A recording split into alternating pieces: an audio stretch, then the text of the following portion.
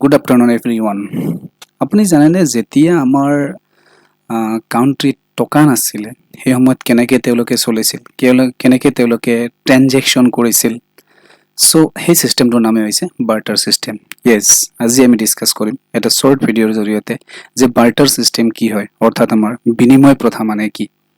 so' barter system of exchange is a system in which goods are exchange for goods অৰ্থাৎ কি কৈছে যে বিনিময় প্ৰথা অৰ্থাৎ বাৰ্টাৰ চিষ্টেম হৈছে এটা এনেকুৱা এটা চিষ্টেম হয়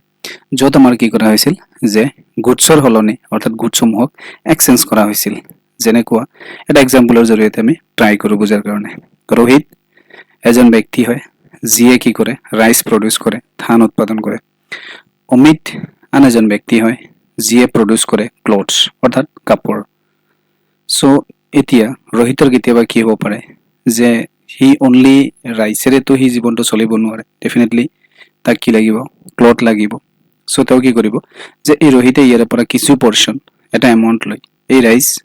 অমিতক দিব আৰু অমিতও কি কৰিব ৰোহিতৰ পৰা ৰাইচ লৈ তেওঁ কি কৰিব তাক ক্লথ দিব আৰু এনেকৈ তেওঁলোকে জীৱনটোক চলাই যাব চ' এই চিষ্টেমটোকে বাৰ্টাৰ চিষ্টেম বুলি কোৱা হয়